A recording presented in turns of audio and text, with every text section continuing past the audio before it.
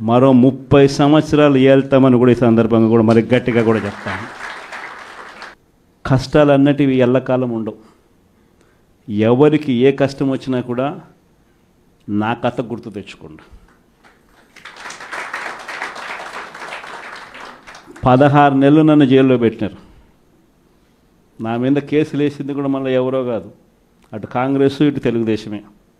నా పిటిషన్లో ఎవరు పిటిషనర్స్ అంటే అటు కాంగ్రెస్ ఎమ్మెల్యేలు ఇటు తెలుగుదేశం పార్టీకి సంబంధించిన నాయకులు.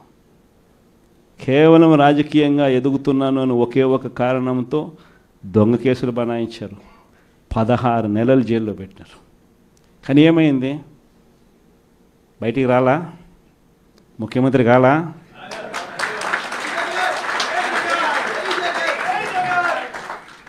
ప్రతి ఒక్కరు ఇది గుర్తుపెట్టుకోండి. ఎవరికైనా ఇంతే. మహా చేస్తే వీళ్ళు ఏం చేయగలుగుతారు? దొంగ కేసులు పెడతారు,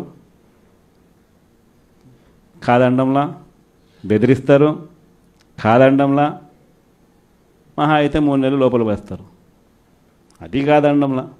కానీ ఏం చేస్తారు? 3 నెలల తర్వాత మళ్ళా వస్తాం, రెట్టించిన ఉత్సాహంతో మళ్ళా పనిచేస్తాం.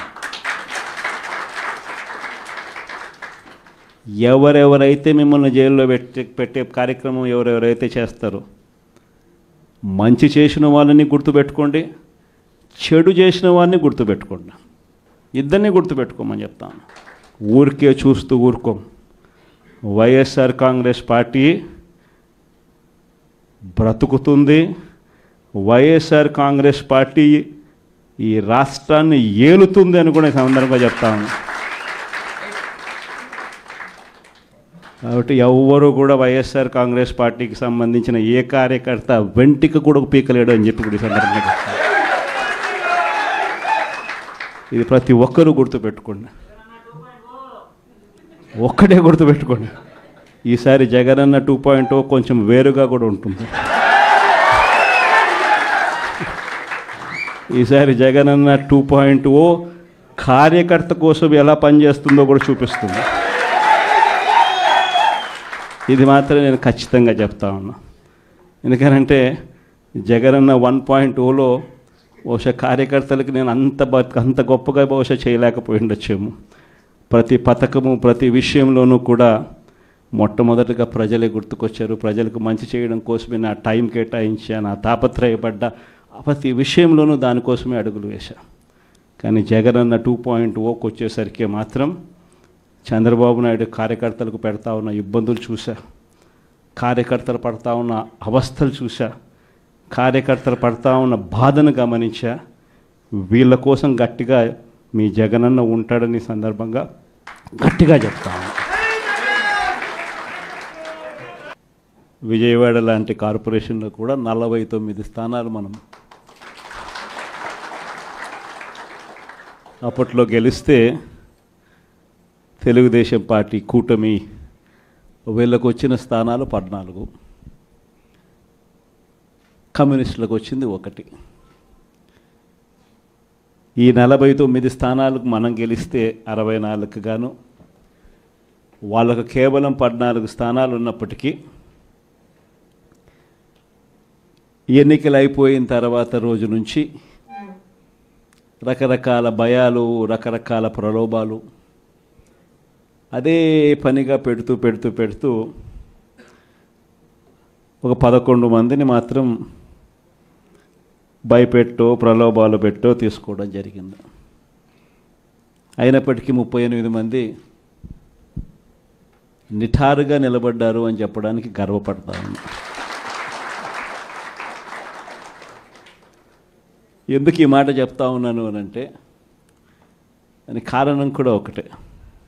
ఇన్ఫ్యాక్ట్ ఏ కార్పొరేషన్ చూసుకున్నా, ఏ మున్సిపాలిటీ చూసుకున్నా, రాష్ట్రంలో ఉన్న ఏ జెడ్పీటీసీ పరిధిలో ఉన్న ఏ మండలం తీసుకున్నా, అటు ఎంపీపీలైనా కానీ అటు జెడ్పీటీసీలైనా కానీ సర్పంచ్లైనా కూడా ఏది తీసుకున్నా కూడా ఎన్నికలు అయిపోయిన తర్వాత 3 సంవత్సరాల తర్వాత లోకల్ బాడీ ఎన్నికలు జరిగితే అటువంటి ఎన్నికల్లో ఈ రకమైన రిజల్ట్స్తో రాష్ట్రమంతా క్లీన్ స్వీప్ చేసిన పరిస్థితి వైఎస్ఆర్సీపీ ప్రభుత్వం మన ప్రభుత్వం. అంటే ప్రజల్లో ఏ రోజైనా కూడా తలెత్తుకొని పోగలిగాం. ప్రజలకు ఎన్నికల మేనిఫెస్టో అని చెప్పి ఏదైతే ఎన్నికల వేళ మనం ఏదైతే ఇచ్చామో చూపించామో, ఏదైతే చూపించి మనం ఓట్లు అడిగామో, ఆ ఎన్నికల మేనిఫెస్టోలో 99% హామీలను నెరవేర్చి ప్రతి నెల ఏ పథకం అమలు చేస్తూ ఉన్నామో బడ్జెట్ ప్రవేశపెట్టే రోజే సంక్షేమానికి సంబంధించిన క్యాలెండర్ కూడా రిలీజ్ చేస్తూ, ఇదిగో ఈ నెల ఈ పథకం, ఇదిగో ఈ నెల ఈ పథకం, ఇదిగో ఈ నెల ఈ పథకం అంటూ క్రమం తప్పకుండా ప్రతి సంవత్సరం ఎక్కడా కూడా ప్రజలకు నష్టం జరగకుండా, ఇబ్బందులు పడకుండా క్రమం తప్పకుండా ఇచ్చిన ప్రభుత్వం ఏదైనా ఉంది అని అంటే అది దేశ చరిత్రలో ఒక వైఎస్ఆర్సీపీ ప్రభుత్వం మాత్రమే అని చెప్తాను. వైఎస్ఆర్సీపీ అన్న పార్టీ నిజంగా ఒక విలువల కోసం నిలబడిన పార్టీ. నా దగ్గర నుంచి మొదలెడితే ప్రతి కార్యకర్త కూడా, ప్రతి గ్రామ స్థాయిలో ఉన్న కార్యకర్త కూడా కాలర్ ఎగిరేసుకొని ఇది నా పార్టీ అని చెప్పి గర్వంగా చెప్పుకునే, వాళ్ళకి ఏదైతే మనం చెప్పామో అది చేసి చూపించిన తర్వాతనే మనం ఓట్లు అడిగి గెలిచాము. కాబట్టి ప్రజల దగ్గర ఏ రోజు మన విలువ తగ్గల. కానీ ఎన్నికలైన 9 నెలలు కూడా తిరక్క మునిపే ఈరోజు ఏ తెలుగుదేశం పార్టీ కార్యకర్త కూడా గడప గడప అంటూ ప్రజల ఇళ్లకు వెళ్ళే పరిస్థితి ఏ ఒక్కరికి కూడా లేదు, ఎమ్మెల్యే దగ్గర నుంచి కార్యకర్త దాకా. కారణం, ఏ గడపకు వెళ్ళినా కూడా వీళ్ళు ఎన్నికలకు ముందు ఇచ్చిన వీళ్ళ మేనిఫెస్టో సూపర్ 6లు సూపర్ 7లు ప్రజలు వీళ్ళకి ఇలా చూపించి, ఆ ఇంట్లో నుంచి ఒక చిన్న పిల్లాడు బయటకు వస్తాడు, నా 15,000 ఏమైంది అని అడుగుతాడు.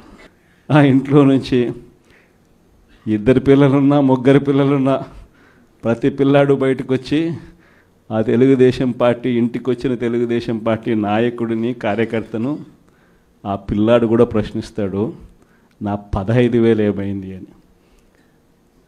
వీళ్ళింటికి పోయినప్పుడు ఆ పిల్లల తల్లులు ప్రశ్నిస్తారు, నా 18,000 ఏమైంది అని చెప్పి.